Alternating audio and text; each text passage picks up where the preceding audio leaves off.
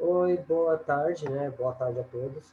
Bem, eu sou o professor Rogério, então qual é, o conteúdo que nós vamos discutir hoje aqui?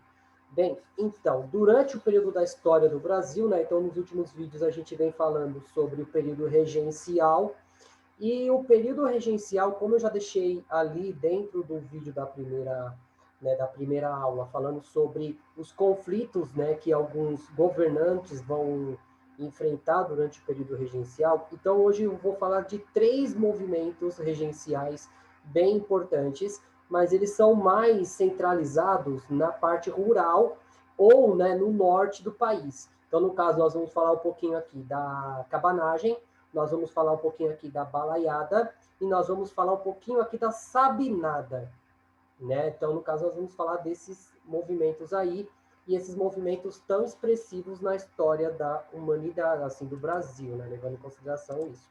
Então, como eu já estou colocando aqui para vocês, então a história do Brasil, ela é construída também a partir de alguns conflitos e esses conflitos vão resultar, nesses grandes movimentos que buscavam a emancipação de seus territórios dentro, né, de sua realidade. Então, no caso nós temos aqui a cabanagem, a balaiada e a revolta dos malês. Então, a sabinada eu vou deixar para o próximo vídeo. Bem, então esses três movimentos, eles têm uma característica bem importante. Esses três movimentos, eles têm a maior parte dos seus participantes membros, né, do caso da população. Então, a população é que vai participar desses movimentos. No caso da cabanagem, da balaiada e da revolta dos malês. Bem, então, para nós começarmos aqui a conversa, então, o período regencial resultou diretamente da maneira como terminou o primeiro reinado, né? Então, o primeiro reinado ele terminou com a renúncia do Dom Pedro I ao trono do Brasil, e essa renúncia vai fazer com que o seu filho de apenas 4 anos fique aqui como príncipe regente.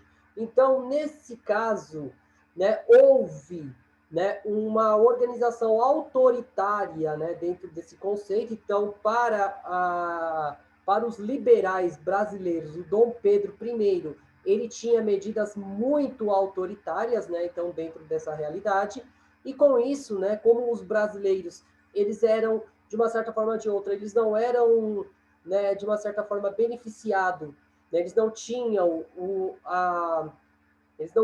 acesso a alguns cargos públicos, então vai criar-se um levante, e esse levante contra o Dom Pedro I, ele vai ganhar corpo, principalmente depois da morte do seu pai, né, do Dom João VI. Então, o Dom Pedro ele foi obrigado, no primeiro momento, a abdicar o trono português, então ele renuncia ao trono português, mas essa pressão vai se tornar cada vez maior também aqui no Brasil, e essa pressão vai fazer com que, né, ele seja obrigado também a renunciar ao trono brasileiro, principalmente depois de dois eventos muito significativos.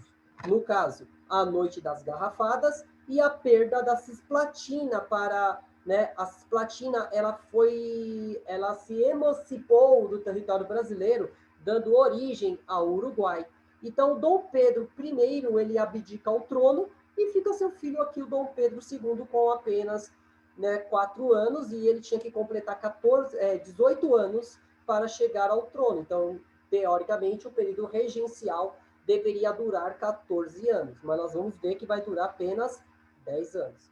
Bem, então, assim, a saída, né, desse contexto todo, né, que foi uma emancipação do Dom Pedro II antes de completar 18 anos, mas isso nós vamos começar com o nome do golpe da maioridade. Mas o que fez, né, o governo a promover, no caso, o governo da regência trina, da regência una, né, eles promoveram essa emancipação? Foi exatamente a possibilidade do Brasil se fragmentar. O Brasil poderia se fragmentar a partir das revoltas que estavam acontecendo em todo o território brasileiro. Bem, o primeiro movimento aqui nós vamos falar sobre cabanos, né, ou a cabanagem, que ocorreu na província do Grã-Pará. Então, o Grã-Pará é a região que engloba hoje o Pará e a região do Amazonas, né, da região do estado do Amazonas. Então, os cabanos, por que eles vão ganhar esses nomes? Tem duas teorias. A primeira teoria é que eles viviam em cabanas, né, cabanas simples de palha, entre outras questões, então eles vão morar nessas moradias improvisadas. E outra visão, os cabanos, eles usavam chapéus grandes, então, por conta disso, o nome de cabanos. Bem, então, após a independência do Brasil, a província do Grã-Pará mobilizou-se para expulsar as forças reacionárias que pretendiam manter a região como colônia de Portugal. Nessa luta, que se arrastou durante vários anos, destacaram-se a figura do cônego e o jornalista João Batista Gonçalves Campos, dos irmãos Vinagres e dos fazendeiros Félix Clemente Marchal, Marchel, né? Então formaram-se diversos macambos, né, mocambos de escravos, né, que eram fugidos, né, das fazendas e tinham frequentes rebeliões militares. Então, terminada a luta pela independência, então começa uma nova luta pela libertação da escravatura pelos membros, né, daqueles que se consideravam, né, de uma certa forma ou de outra, né, assim, eles eram prejudicados dentro desse contexto. Então, a elite dos fazendeiros do Grã-Pará, embora com melhores condições, né, então eles ressentiam-se a falta de participação do governo central, dominado pelos portugueses e pelas províncias do Sudeste e pelas províncias do Nordeste. Então, a região Sudeste, principalmente por conta de Minas, né, Minas Gerais, e São Paulo, né, que começa ali timidamente a produção de café, e o Nordeste por conta da produção de açúcar e pela produção, né, de tabaco, que eram produtos muito importantes naquela realidade. Bem, então, em julho de 1831, uma rebelião da guarnição militar na região do Belém do Pará resultou na prisão de Batista Campos, uma das lideranças, né, que emplacaram ali aquele movimento de emancipação da região do Grã-Pará. Então, a indignação do povo cresceu e em 1833 já se falava em criar uma federação. Então, eles vão se espelhar no que aconteceu nos Estados Unidos e tentaram trazer para a região do Grã-Pará.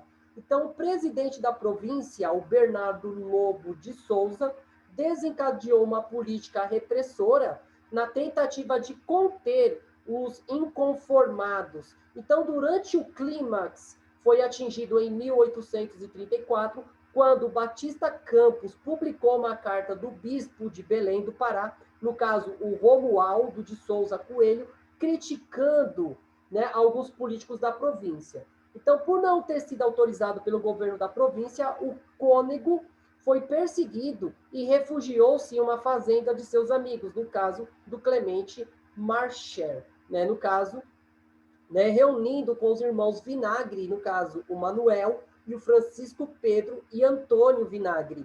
Né? Então, no caso, os seringueiros, né, no caso, o jornalista Eduardo Angelim, né, reuniram também, né, para o contingente dos rebeldes na fazenda de Malcher. Então, no caso, antes de serem atacados por tropas governistas, eles vão abandonar a fazenda. Contudo, no dia 3 de novembro daquele ano, as tropas conseguiram matar o Manuel Vinagre e prender o Malcher, né, entre outros rebeldes. O Batista Campos morreu no último dia daquele ano. Ao tudo, indica que as infecções causadas, né, por um corte, né, que sofreu durante, né, o fazer a barba.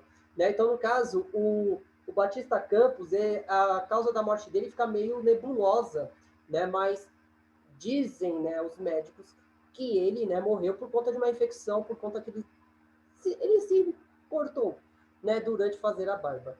Né? Então, tem essas visões um pouco meio, né, turbulentas. Mas o cenário era esse. Então, no caso, os brasileiros queriam fazer parte do governo e, no caso, os portugueses, que tinham maiores privilégios dentro dessa realidade, né, vão monopolizar essas questões. Bem, então, o movimento, na madrugada do dia 7 de janeiro de 1835, liderado por Antônio Vinagre, os rebeldes, no caso, tinha a participação de índios, né, os tapuios, né, cabanos e negros, tomaram de assalto o quartel e o palácio do governo de Belém, então, nomeando o Félix Antônio Clemente Marshall como presidente do Grã-Pará. Os cabanos, em menos de um dia, atacaram e conquistaram a cidade do Belém, assassinando o presidente Lobo de Souza e o comandante das armas, né, no caso, apoderando-se de uma grande quantidade de armas. Né? Então, no dia 7 de janeiro daquele ano, o Clemente Marshall foi libertado, e escolhido como presidente da província por Francisco Pedro Vinagre, para comandante das armas. Então, o governo cabano não durou muito tempo, pois o novo presidente, o Félix Marshall, né, tenente-coronel, latifundiário e dono dos engenhos de açúcar, era o mais identificado com os interesses dos grupos dominantes derrotados do que com os cabanos. Então, sendo depois no dia 19 de fevereiro de 1835, com o apoio das classes dominantes, que pretendiam manter a província unida ao Império do Brasil. Bem, então, no caso, o Marshall, ele, de uma certa forma ou de outra, no primeiro momento, ele consegue o apoio dos cabanos, né, da população mais simples, mas quando ele consegue chegar ao poder, ele simplesmente trai esse movimento. Então, ele vai se colocar a favor da classe dominante e ele vai abandonar os cabanos. Mesmo assim, né, isso vai ter um impacto significativo dentro da colônia, dentro do governo regencial, primeira colônia, né? Então, durante o período regencial. Bem, então Francisco Vinagre, Eduardo Angelim e os cabanos pretendiam separar o Grã-Pará do Brasil. Então, o rompimento aconteceu quando o Marshall mudou, né, mandou prender o Angelim. As tropas dos dois lados entraram em conflitos, saindo vitorioso o Francisco Vinagre. O Clemente Marshall foi assassinado, teve seu cadáver arrastado pelas ruas de Belém como exemplo, assumiu Francisco Vinagre como o primeiro governador cabano que participava ativamente da conquista, né, de Belém. Bem, então, o Francisco Vinagre, ele vai aproveitar todo esse clamor, né, porque os revoltosos vão ver que o Clemente, o Marshall, ele vai trair o movimento, eles vão atacar ele e vai executá-lo. E como exemplo, vai arrastá-los pelas ruas de Belém. Então, nesse caso, o Francisco Vinagre chega ao poder, né, como uma forma, né, de manter, né, os ideais separatistas, né, dos cabanos. E com isso, né, iniciando uma longa guerra contra o governo regencial. Bem, então, devido à intervenção do clero, outra mazela no governo, né, então, no caso, Francisco Vinagre, concordou em entregar pacificamente a Manuel José Rodrigues em julho de 1835, em troca da anistia aos revolucionários, as outras ações de cidadania. Então, muitos revolucionários descontentes, não acreditando no cumprimento do acordo, principalmente por lembrar do massacre de Briga e Palhaço, em 1823, não entregaram as armas, refugiando-se no interior, né, usando os rios, né, da região ali da Amazônia e do Pará, para poder fugir para o interior. Então, como previsto, o Jorge Rodrigues não cumpriu o acordo, mandou prender o Francisco Vinagre, os cabanos indignados reorganizaram suas forças e atacaram novamente Belém, sob o comando do Antônio Vinagre e do Eduardo Angelim, no dia 14 de agosto daquele ano. Então, após 9 dias de batalhas, né, 9 dias de batalha, mesmo com a morte do Antônio Vinagre, os cabanos retomaram a capital. Então, o movimento, no primeiro momento, foi traído, mas, no caso, o irmão, né, do Francisco Vinagre, que tinha sido preso, né, então ele volta a atacar a cidade de Belém com o Eduardo Angelim, para tentar, assim, tomar novamente a cidade de Belém e organizar a intenção, né, do movimento.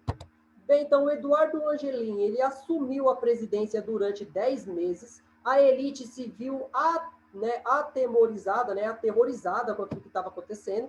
Então, esse controle cabano sobre a província do Grã-Pará, a falta do projeto com medidas concretas para consolidar o governo rebelde, provocar o seu enfraquecimento. Diante da vitória das forças de Angelim, o Império reagiu e nomeou em março de 1836 o brigadeiro Francisco José de Souza Soares de Andréa como novo presidente do Grã-Pará, autorizando a guerra total contra os cabanos. Em fevereiro, 4 navios de guerra se aproximaram de Belém, né, prontos para atacar a cidade. Tomada pela desordem, fome e varíola, foi realizado o bloqueio naval na cidade pelo brigadeiro Soares de Andréa, né, então que atacou sua esquadra, né, no caso que ele atracou a sua esquadra na frente da cidade de Belém. Então os cabanos insurgentes escapavam para os igarapés e pequenas canoas, enquanto o Eduardo Angelim e alguns líderes negociavam-se a fuga. Então, no caso, um ponto também muito importante que vai ter essa mística. O movimento ele tinha uma base da elite, mas a grande massa dos revolucionários eles eram da população. Então, era composto de homens livres, mas também de ex-escravos e índios também. Então, isso vai fazer com que esses cabanos tivessem uma vantagem substancial, né, durante esse movimento. Então, ficou uma caça, né, a esses cabanos. Então, o exército brasileiro não tinha uma noção do território que eles estavam, né, lutando. Então, isso iria dar uma vantagem substancial aos revoltosos. Bem, então, uma esquadra inglesa chegou a oferecer ajuda a Eduardo Angelim, que para acabasse com o bloqueio naval brasileiro, mas este recusou essa ajuda, não se sabe exatamente o porquê. Então, Eduardo Angelim conseguiu furar o bloqueio naval e se refugiou no interior ali do Grã-Pará. Então, os cabanos deixaram a capital de Belém vazia para as tropas de Soares de Andréa. Então, o brigadeiro, entretanto, julgando que Angelim, mesmo foragido, seria uma ameaça, determinou que os seus homens fossem ao seu encalço. E em outubro de 1836, numa tapeira na selva, ao lado de sua mulher, Angelim foi capturado, feito prisioneiro na fortaleza da Barra, até seguir para o Rio de Janeiro, e depois o Fernando de Noronha, né, para Fernando de Noronha. Então, a cabanagem, porém, não acabou depois da prisão do Eduardo Angelim. Então, os cabanos internados na selva lutaram até 1840, até serem completamente exterminados. Né? Então, nações indígenas como os Murá e os Mauê praticamente desapareceram. Bem, então, um ponto também bem impactante dentro dessa história. Né? Então, no caso, o Angelim, ele foi deportado para o Rio, né? Então, ele foi julgado no Rio, depois ele foi preso no arquipélago de Fernando de Noronha, que servia como uma prisão para os prisioneiros políticos naquele período. Então, no caso, até 1840, os cabanos eles se revoltavam contra as forças, né, legalistas, as forças do governo, principalmente para tentar diminuir aquilo que eles chamavam de desigualdade entre as condições. Então, no caso, os cabanos pretendiam fazer com que reformas substanciais ocorressem dentro daquela realidade. Fato que não vai acontecer, mas vai dar início a outras rebeliões. Bem, então calcula-se que 30 a 40% da população estimada de 100 mil habitantes morreu naquele momento por conta da fome, por conta da varíola e por conta do conflito. Então, em 1833, o Grã-Pará tinha mais ou menos 119.877 habitantes, segundo o censo daquele período, e a população era de 32.752 eram índios e 29.977 de negros escravos. A maioria da mestiçagem, né, no caso indígena, branco, negro, então chegavam a 42 mil. A minoria, totalizando entre 15 mil, eram de brancos, dos quais mais da metade eram portugueses. Então, a homenagem aos cabanos foi erguida no monumento, né, projetado pelo arquiteto Oscar Niemeyer, na entrada da cidade de Belém, no Memorial à Cabanagem. Bem, então, a cabanagem foi um movimento extremamente violento, onde se exterminou em torno de 30 a 40% da população daquela localidade. Então, não houve pudor, né, do governo em manter a ordem, mesmo que isso fosse o extermínio de grande parte da população. E quem mais vai sofrer serão os negros, os índios e os mestiços. Porque os portugueses, eles simplesmente, quando eles viram que o negócio ia ficar ruim para o lado deles, o que eles fizeram? Recuaram e começaram a apoiar a força do governo. Bem, uma outra revolta que vai acontecer nesse momento vai ser ali também no Nordeste, no caso a Balaiada. E a Balaiada, ela tem um aspecto muito parecido com a cabanagem. Bem, então, apesar de uma implementação tardia, a economia escravagista do plantation caracterizou-se no Maranhão, né, pelo desenvolvimento do crescimento da importância de uma economia camponesa de forma diferenciada e autônoma, principalmente se comparada a outras regiões do Brasil, onde também se predominaram as grandes lavouras escravistas. Então, a economia camponesa assumia, então, uma função complementar à economia do plantation, criando, assim, um antagonismo entre os dois setores. Então, gerando base do conflito entre autodenominados caboclos e os fazendeiros escravistas. E, por fim, preparando o território para a eclosão, né, da balaiada. Bem, então, diferentemente dos outros territórios do Brasil, o Maranhão, como a gente viu lá no 7º ano, a revolta dos Beckmans. Então, o Maranhão era uma região onde as propriedades elas vão ter uma grande participação da mão de obra indígena. E também, né, de uma certa forma, isso dificultando um pouquinho o período do plantation. Porque o Maranhão, diferentemente da região sul da colônia, o Maranhão, ele tinha uma forma de escravizar os índios, fato que a partir do século XVIII, a coroa, né, vai começar a proibir a escravidão do índio, assim tentando, né, impor, né, a mão de obra escrava africana, que era mais lucrativa para a coroa, porque a coroa vendia esses escravos para os fazendeiros. Então, dentro desse contexto todo, o sistema de plantation, que é baseado no latifúndio, no trabalho escravo e na produção de apenas um produto agrícola, no caso, a monocultura, era uma forma também de manter o controle na região.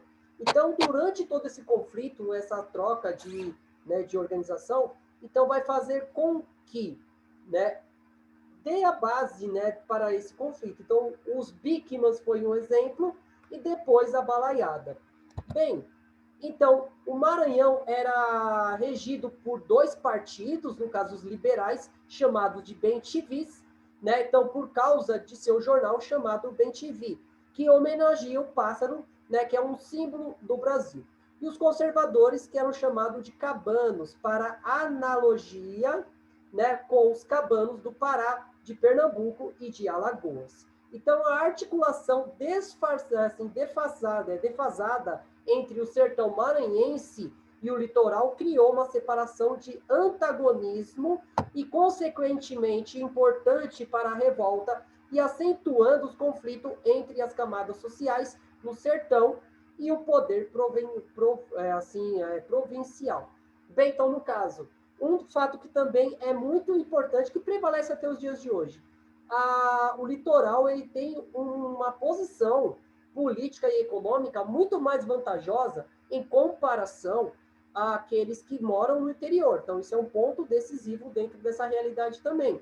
Então, no caso, aqueles que viviam no litoral vão ter um pouco mais de benefícios em comparação àqueles que moravam no interior. Então, com isso, aqueles que estavam no interior vão se sentir, né, abandonados pelo governo central, e isso vai fazer com que eles, né, se revoltem contra a sua situação. Bem, então, a revolta, considerada uma das maiores insurreições populares da época, né, do Brasil Império, a balaiada chegou a mobilizar em torno de 12 mil homens ao longo de seus 4 anos de duração. Então, a revolta tomou o nome de balaiada, pois balaio era o apelido de seus participantes, no caso do líder Manuel Francisco dos Anjos Ferreira, ele era um fabricante de balaios, que é um cesto, né, de origem indígena. E ele fora vítima, né, da violência popular, da violência policial, que havia violentado uma de suas filhas sem que houvesse punição nenhuma. Então, esse caráter desse movimento é muito importante dentro da história, porque, no caso, o Manuel Francisco dos Anjos Ferreira, ele sofreu com a violência policial contra si. Então, isso vai fazer com que ele insufle esse movimento ainda mais. Bem, então, a principal causa da revolta foi a detenção do irmão do vaqueiro Raimundo Gomes, conhecido como Cara Preta, acusado, né, pelo subprefeito da vila da Manga, atual Nina Rodrigues, né, no caso, o José Egito, um cabano, no dia 13 de dezembro de 1838. Então, o Raimundo Gomes, com nove outros homens, invadiram o edifício da cadeia pública para libertar o seu irmão. No caso, eles vão conseguir o libertar e reforçando seu grupo com os prisioneiros soltos, né, e 22 soldados encarregados pela segurança policial da vila. Então, no caso, o líder, o Raimundo Gomes, né, então ele foi acusado, ele foi preso. Então, no caso, esses cabanos, né, no caso, o Raimundo Gomes, vai conseguir libertar o seu irmão, né, dentro desse contexto todo, e vai conseguir o apoio, né, da população para o seu levante. Então, o Raimundo Gomes conseguiu o apoio de Lívio Pedro Moura, no caso, ele ganhava o codinome de Mulungueta, né, no caso, ele vai, né, conseguir o apoio desse líder, e do Manuel Francisco dos Anjos Ferreira, também conhecido como Manuel Balaio, e o que deu nome ao movimento. Então, no caso, o Manuel Francisco dos Anjos Ferreira, que teve a sua filha violentada pela força policial, vai se unir ao movimento para engrossar essas camadas, e com isso dando mais legitimidade aos fatos que vieram a ocorrer. Bem, então os revoltosos, após destruírem, saquearem fazendas e vilas, investiram contra a Vila de Caxias, que sob a liderança civil de João Paulo Dias e o capitão militar Ricardo Leão Sabino, conseguiu resistir à tentativa de insurreição desses grupos. Então, inclusive, com o apoio de mulheres durante 46 dias sobre o cerco do bando de Raimundo Gomes. Então, quando não havia mais como defender a vila, o capitão Sabino simulou haver aderido à revolta, mas disparou um canhão, causando pânico entre os balaios, resultando na evacuação da vila. Então, essa vitória animou o partido dos bem-te-vis, que enviou emissários à capital de São Luís, pedindo a rendição ao presidente do Maranhão. Bem, então, no caso, um dos pontos bem importantes, né? Então, eles vão conseguir essa vitória expressiva, e eles pretendiam a emancipação do território, né, ali do Maranhão, do resto do Brasil. Bem, então, os balaios, porém, eram desorganizados, sem uma unidade de comando, e perderam um dos seus líderes, no caso, o balaio, que foi atingido por um projétil atirado de seu próprio bando e morreu, né, de gangrena. Então, a importância da revolta reside, por um lado, no seu pioneirismo, né, então, o tamanho de sua grandeza, que envolveu o seu impacto na formação do campesinato maranhense, se formando como parte importante da história de resistência da população camponesa.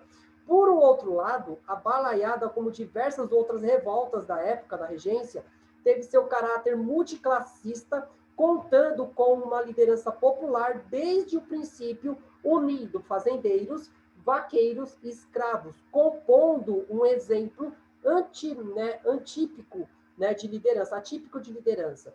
Então, no caso, um ponto bem determinante. Então, o balaio, ele literalmente ele foi morto com fogo amigo, né? Então, ele foi atingido por uma arma, né, por um acidente de percurso, e ele vai morrer por conta de uma gangrena dentro desse processo. Então, no caso do balaio, ele vai ter um probleminha bem substancial aí.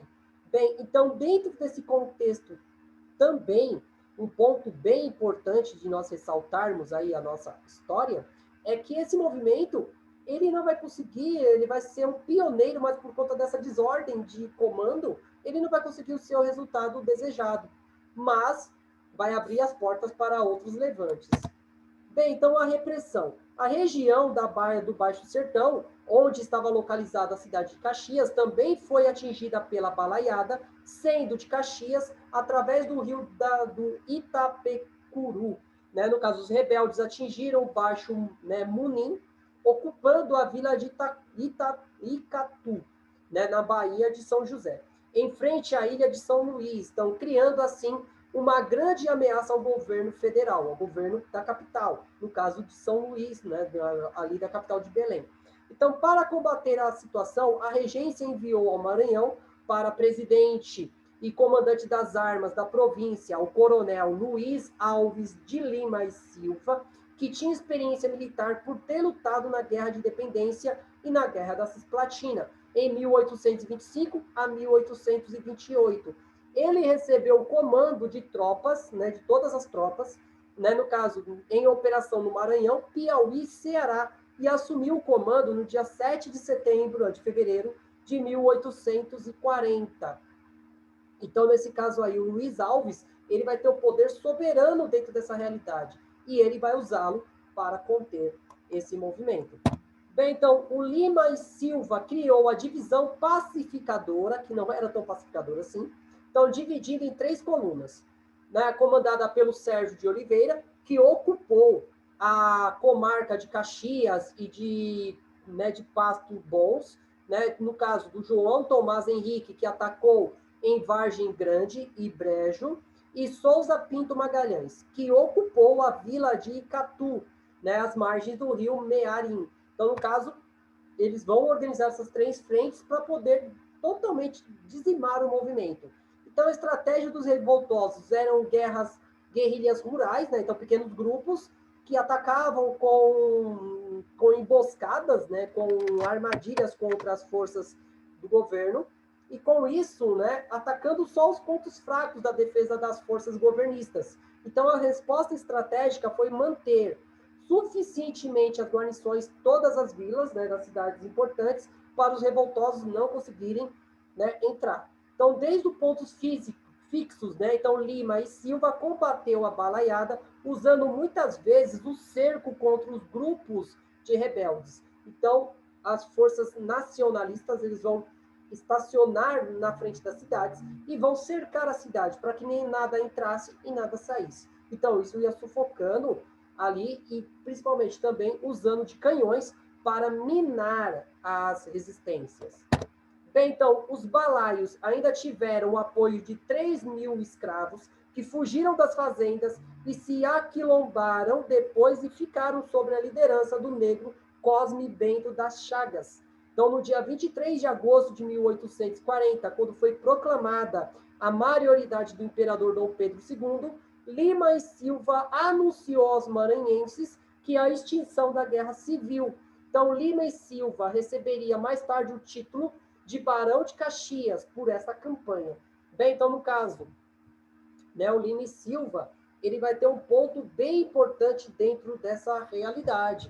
Então, eles vão usar essa forma de guerrilha e também eles vão atacando qualquer ponto de insurreição, até que, quando Dom Pedro II ele recebe a sua maioridade, ele proclama à população que o conflito não existiria mais, pondo fim à balaiada. Mas a balaiada vai deixar um número muito expressivo de mortos durante todo esse contexto, dentro das forças legalistas e das forças revoltosas também. Bem, e por último, a revolta dos malês. Essa revolta dos malês, ela é bem intrigante em várias questões. Primeiro, como vocês estão vendo aí nessa imagem, até parece que nós estamos falando do Oriente Médio. Então, dentro desse contexto aí, o Brasil, quando ele começa a trazer os africanos para serem escravos do Brasil, eles trouxeram um grupo chamado malês. Os malês, eles vieram mais ou menos ali da região da Nigéria e eles eram muçulmanos. Né? Então, no Brasil existiam negros, africanos, escravos, muçulmanos. Então, com isso, vai ter um caráter um pouquinho diferente dos outros escravos. E com isso vai levar a esses levantes. Bem, Então, a época em que o levante aconteceu era conturbada, né, em todo o país por conta da regência. Então, nesse caso todo, né, na primeira década, vão começar a ter alguns problemas entre a União Territorial e a economia açucareira escravocrata no recôncavo da Bahia tinha muito, né, eles estavam ganhando um pouco mais de importância, só que com a reorganização da produção de açúcar no Caribe, inicia-se uma crise no açúcar também. Mas também o Brasil tinha uma produção significativa de tabaco para exportação. Então, no dia 7 de abril de 1831, o Dom Pedro I abdica ao trono, né, fato que a gente já discutiu isso algumas vezes, inicia-se o governo provisório até 1840. Mas o governo sofreu muitos ataques anárquicos, né, para tentar a sua libertação dos seus territórios. E a balaiada foi, ou no caso, a revolta dos malês, é um exemplo disso. Bem, então a revolta dos malês não foi o único levante na Bahia desde que a escravidão começou no Brasil. Então, muitos movimentos aconteceram, tendo como justamente o descontentamento de escravos com a situação que viviam. No entanto, quando se tratava do Estado em específico, há um monte de chaves, né, que determinam essas mudanças de comportamento dos cativos. A mudança entre o século XVIII e o século XIX. O sentimento de revolta entre a sociedade se intensifica neste período. Em consequência, há vários movimentos armados que aconteceram por diversos motivos. Então, no caso, nós tivemos lá no século XVIII a Conjuração Baiana, né, que nós já discutimos também, e no século XIX nós teremos, no caso aí, nós teremos a Revolta dos Malês, mas também nós teremos a Sabinada, que é um outro movimento que vai acontecer na Bahia e que vai ter um caráter muito mais elitista do que a Revolta dos Malês. Bem, então a identidade étnica e religiosa desempenhou um papel muito importante na criação do movimento. Então a revolta foi marcada para o mês sagrado do Ramadã, né? Então o Ramadã ele é um período onde os muçulmanos eles têm uma prática do jejum, né? Então, eles jejuam durante o dia e eles só se alimentam durante a noite. Né? Então, no caso, é o período onde eles lembram o período quando Maomé ele sai da cidade de Meca e ele se refugia na cidade de Medina, né? Que é o início do calendário islâmico. Então, o dia da revolta foi marcado para o dia 25 de janeiro, né, daquele ano, que era para para os cristãos baianos, o dia da Nossa Senhora da Guia, né, em relação à Bahia, especificamente, a revolta dos malês, tida como da maior importância, no entanto, não tinha apenas um caráter político e social ou de conquista de sua liberdade. Trazia também um caráter religioso muito forte em relação a todos os revoltosos. Então, além da liberdade de ir e vir, a revolta tinha como pano de fundo os conflitos políticos religiosos enfrentados na África. Um ponto muito importante também aí, porque os malês, mesmo sendo trazidos para o Brasil, eles não foram catequizados, eles não foram obrigados a assumir o cristianismo. Então, eles ainda andavam pelas ruas com os seus signos islâmicos e eles também portavam, né? Eles portavam o Alcorão. Diferentemente de outros grupos africanos que foram escravizados no Brasil, os malês eles eram alfabetizados, então eles tinham uma visão de grupo muito diferente do que os outros escravos. Então isso vai dar uma vantagem de organização política e social que os outros não tinham. Isso é um ponto muito importante para a consolidação do movimento. Né? Então isso vai fazer com que os malês tivessem esse brio, né? Essa importância tão grande principalmente também por conta dos movimentos religiosos que já vinham em conflito desde o período que eles viviam na África. Então tem todo esse contexto aí que vai entrar em contradição. Bem, então, entre os nagôs haviam aqueles que eram devotos dos orixás, né, no caso do candomblé, embora tivessem se aproximado do Islã em suas maiores, né, sua maioria fossem muçulmanos. Ou seja, era uma mescla de crenças. Então, os rebeldes, mesmo que seguiam as diretrizes do candomblé, andavam com amuletos, né, malês muçulmanos, que era uma espécie de proteção divina, por exemplo. Né? Então, neste encontro das duas religiões, né, do candomblé e do Islã, os nagôs, os malês, os filhos dos orixás, formavam um ponto de convergência, né, que foi útil para a unidade da revolta. Mesmo sem ter tido sucesso, os malês adeptos ao candomblé se misturavam às pessoas que tinham em comum o mesmo idioma, algumas histórias de vida e até de divindades africanas.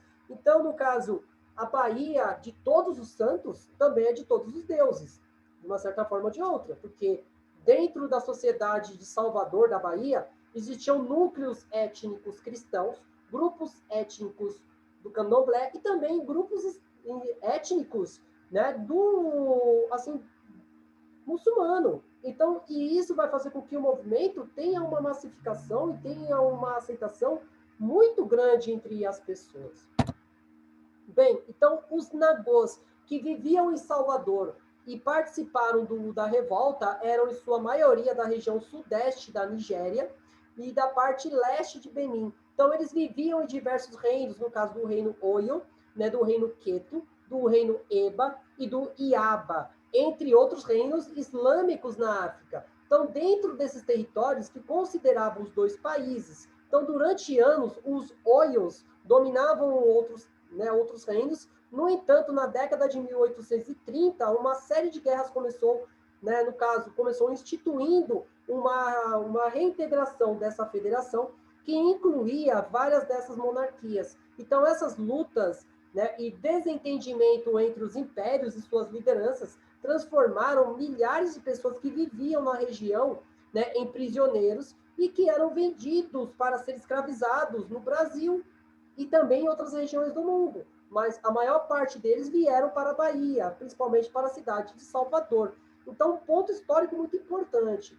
Durante esse período, com a tentativa de unificar o território pelos próprios africanos, houve o aprisionamento, né, de uma grande parcela da população ali, e essas pessoas foram trazidas para o Brasil de uma forma compulsória. Então, eles foram extraditados para o Brasil e forçados a serem escravos no Brasil. Então, esse conjunto de fatores desencadearam em um clímax em 1835, justamente na revolta dos malês. Então, no caso, as rixas políticas que aconteciam na África vão ser trazidas aqui para o Brasil, principalmente por conta desses prisioneiros. Mas vão falar, mas os próprios escravos, eles capturaram entre si para ser vendidos como escravos no Brasil? Bem, então, os africanos, desde quando nós estudamos a história da humanidade, uma das práticas mais corriqueiras na África é a escravidão.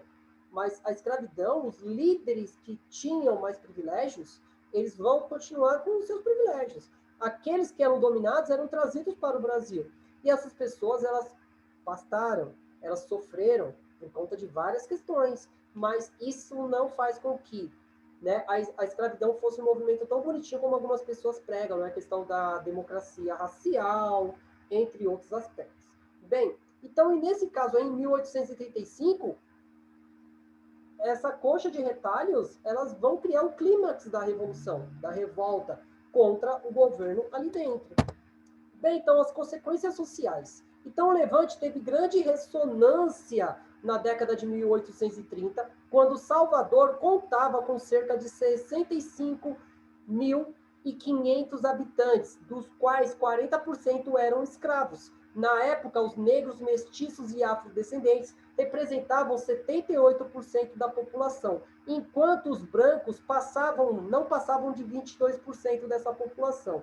Entre a população escrava, 63% era nascido na África. Então, trazendo junto com eles uma bagagem cultural bem substancial e os conflitos que eram gerados na África ali. Então, além disso, os escravos desempenhavam uma variedade de atividades. No caso, muitos eram lavradores, pedreiros, sapateiros, alfaiates, barbeiros, entre outros ofícios. Nos centros urbanos, os escravos tinham mais liberdade de movimento enquanto cumpriam tarefas para seus senhores, o que ajudou a organizar o movimento, pois com acesso a vários locais, né, podiam comunicar um com os outros. Então, no caso, esse movimento ele eclode em Salvador por conta liberdade entre os escravos, e principalmente o contato com várias questões que aconteceram na América Central. Um desses movimentos impactantes foi a independência do Haiti. Né? Então, a independência do Haiti vai dar uma base ideológica muito substancial para esse movimento, né? Que vai eclodir um pouquinho mais para frente. Bem, então, além disso, parte dos escravos e dos libertos de Salvador trabalhavam e viviam juntos no dia a dia. Então, nós, né, nos chamados cantos de trabalho, então, associações nas quais se reuniam eventualmente, em meio a essas convivências, os laços se estreitavam, o que facilitava as conversas sobre, né, desdobramentos políticos da época, né, no caso que vai proporcionar uma base ideológica bem substancial para o Levante, entre eles as ideias iluministas, a Revolução dos Estados Unidos, a Revolução Haitiana, e também o seu descontentamento com o que estava acontecendo naquela realidade, porque eles foram trazidos para o Brasil forçados.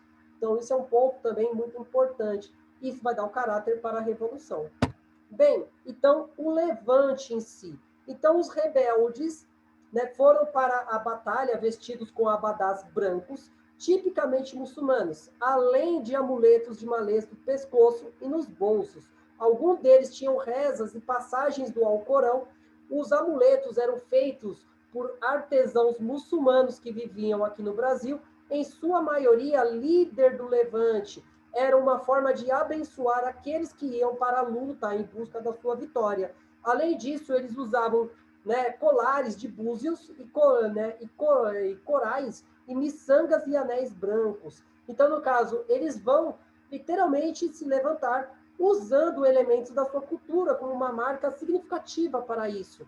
Né? Então, a questão, né, de que eles poderiam realizar uma jihad, a Guerra Santa, a guerra para libertar os muçulmanos que viviam no Brasil.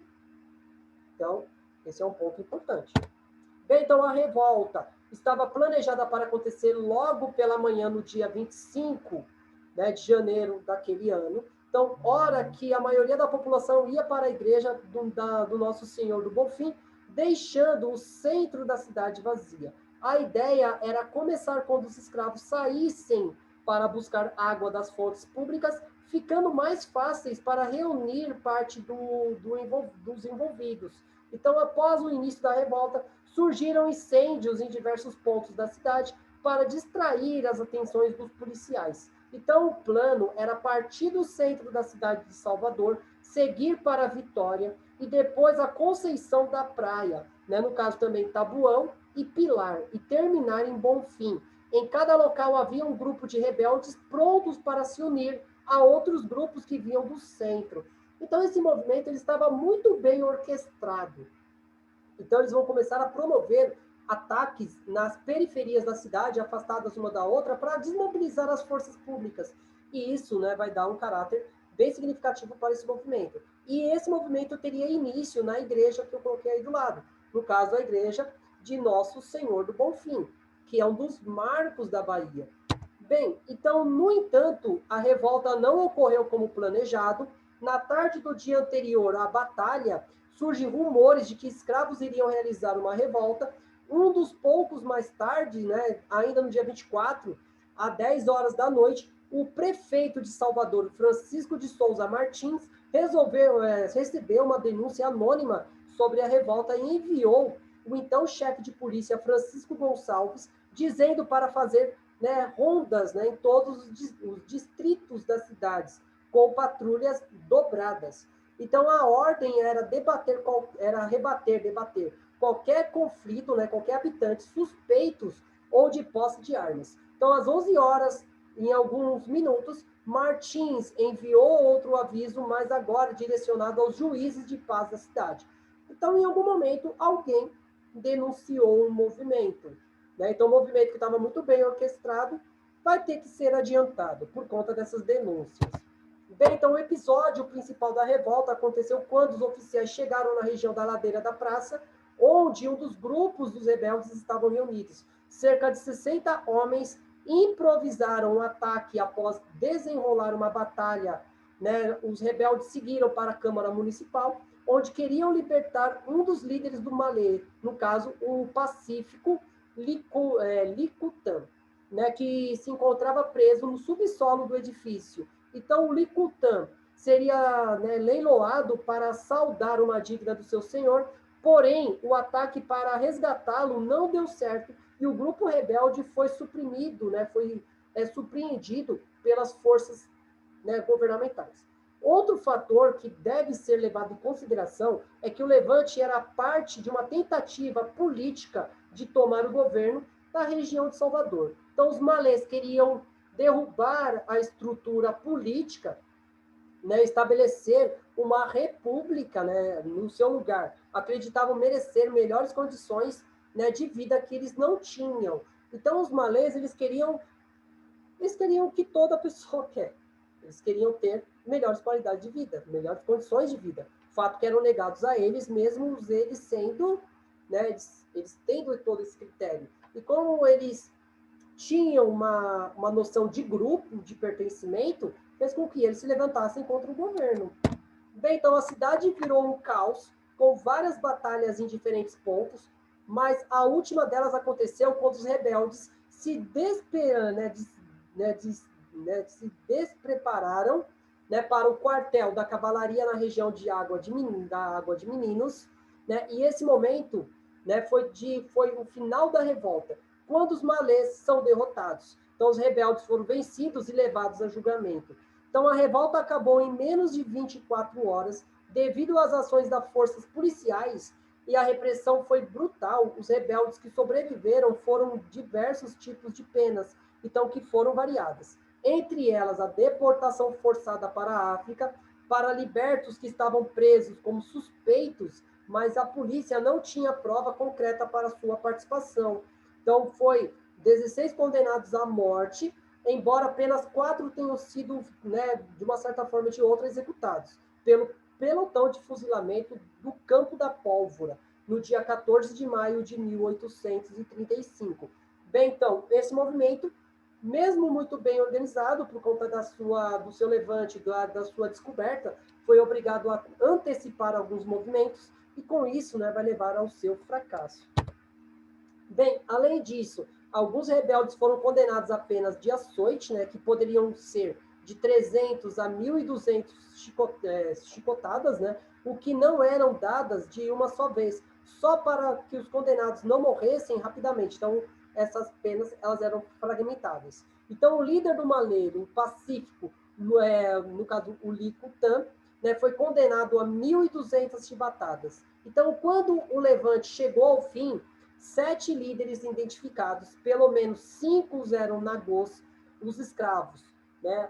É esses nomes que me matam. Então, no caso, o Aruna, né, o Pacífico Licatum, né, Licutã, o Suli, ou o Nicobé, né, no caso também o Dassalo, né, ou Damalo, ou, no caso, o Gustard, né, que, né, foram presos. Também os nagôs eram liderados por Manuel Calafate, e outros 2 eram escravos, no caso Tapa, o Luiz Sanin, e o liberto, né, a Alça Elesbão de Carmo ou Dandara. Né? No caso, esses aí vão ter penas mais significativas. Então, os objetivos. Então, o que eles buscavam? Então, há muitas dúvidas sobre quais eram os objetivos da revolta do Malê, mas pode-se dizer que eles pretendiam criar uma rebelião escrava generalizada, provavelmente com o intuito, né, com instituir em Salvador um governo malê liderado pelos muçulmanos. Para isso, os revoltosos planejavam matar todos os brancos, pardos e mulatos livres, bem como os escravos negros que não se recusassem a participar da revolta. No processo do julgamento, diversos réus afirmaram que foram obrigados pelos revoltosos a participarem da revolta, como, por exemplo, um Alça, né, que afirmou ter sido obrigado a participar do levante, né, a pancadas. Então, no caso, o movimento ele tinha esse caráter. Então, todos aqueles que não participassem teriam penas, né, substanciais. Então, ou participa, não tem meio termo. Né? Então, os objetivos começam nesse ponto. Um outro ponto também, todavia, o projeto definitivo dos rebeldes, né, era de continuar sem respostas, pois não se sabe qual regime político seria aí, né, instaurado ou que tipo de sociedade, né, brotaria caso essa revolta tivesse, né, conseguido seu objetivo. O João José Reis indagava se os revoltosos iriam copiar o modelo da sociedade instituída, né, no país de Alça, né, africano, que era o Estado Islâmico escravista, ou se o modelo seria, né, do pré-jihad, onde outras formas de fé chegaram a ser toleradas, ou mesmo os revoltosos adotariam um outro modelo de sociedade desconhecido. Então, até os dias de hoje, não se sabe exatamente qual era a ambição desses grupos, principalmente qual seria a proporção desses revoltosos. Mas um ponto importante, eles poderiam ter seguido uma forma escravista com o que era feito na África, mas também eles poderiam ter qualquer outro tipo de governo. Bem, e a repressão? Então, a revolta acabou, mas a insegurança e o medo tomaram conta durante algum tempo em Salvador e da Bahia e foram se espalhando por demais municípios do país. Então, com o passar do tempo, o levante foi alvo da mídia e ganhou importância nas capas dos jornais do país. Então, essa revolta funcionou como um espelho para o restante dos escravos do Brasil, desencadeando outros conflitos. Mas os negros nagôs passaram a serem vistos como ameaças para o sistema de escravidão vigente no país naquele momento. Mesmo sem ganhar e sem alcançar os seus objetivos, os malês ameaçaram a estrutura social da época. Então, dentro desse contexto, se eles não conseguiram o seu respectivo objetivo, eles, né, colocaram o sistema em alerta no que poderia ocorrer em uma futura revolta dentro dessa realidade também.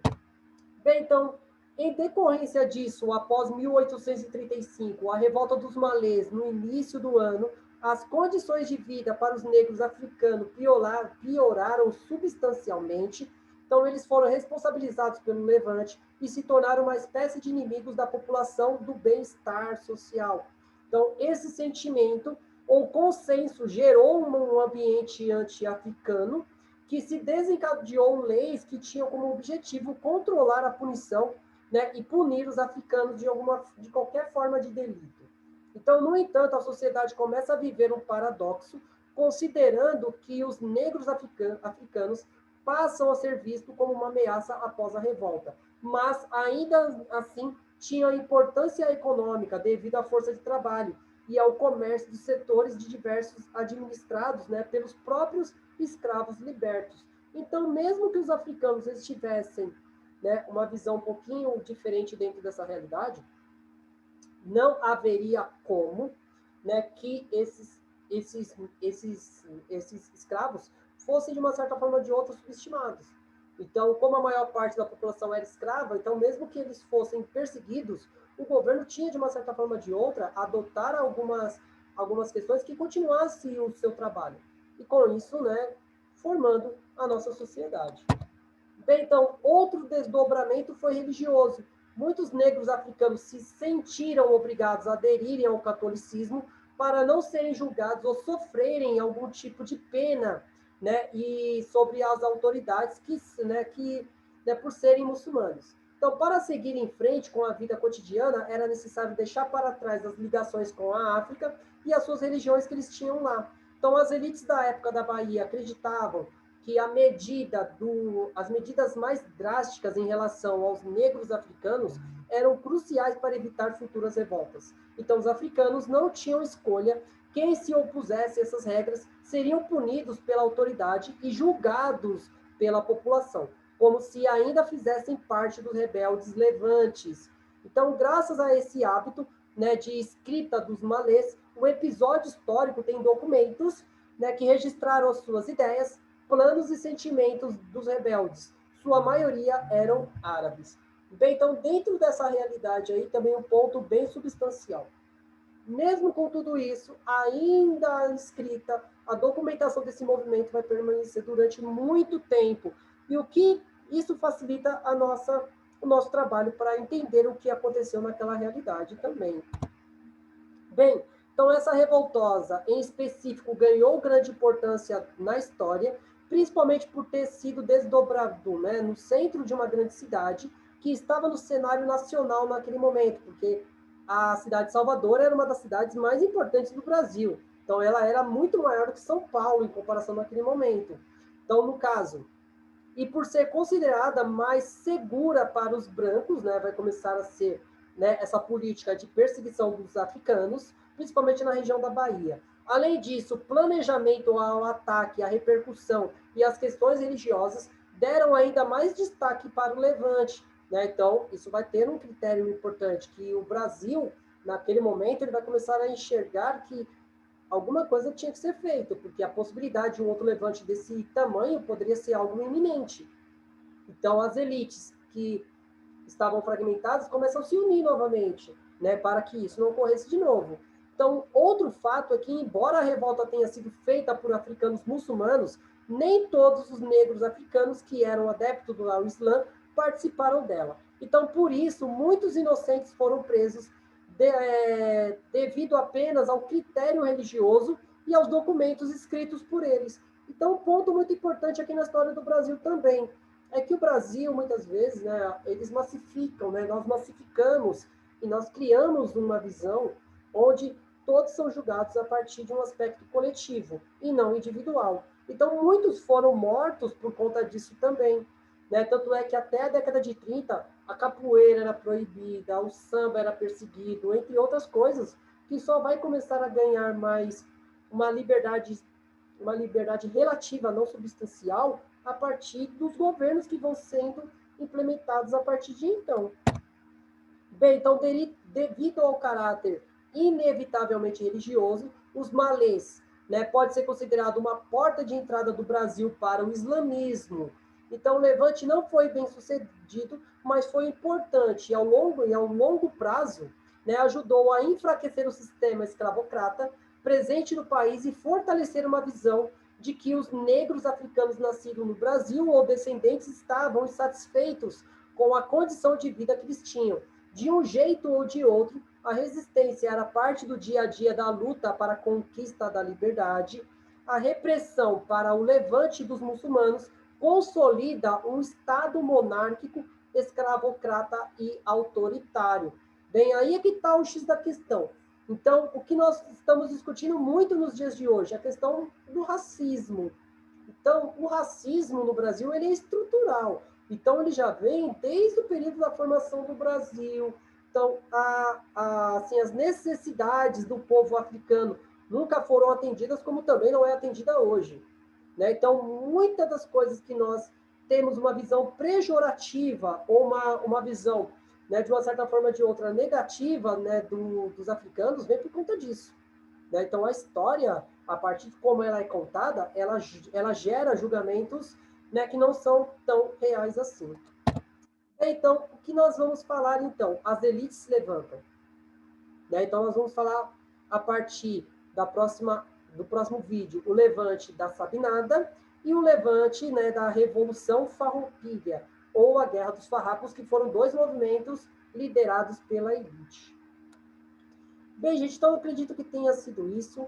Né? Esse vídeo é bem interessante porque nós abandonamos aquela ideia de que o Brasil, toda a história do Brasil foi construída a partir de movimentos pacíficos, e isso põe fim a várias crenças sobre a nossa história. Bem, então eu agradeço a todos aqui, né, por estar me acompanhando por quase 1 hora, mas eu acredito que foi bem interessante. Muito obrigado e até a próxima.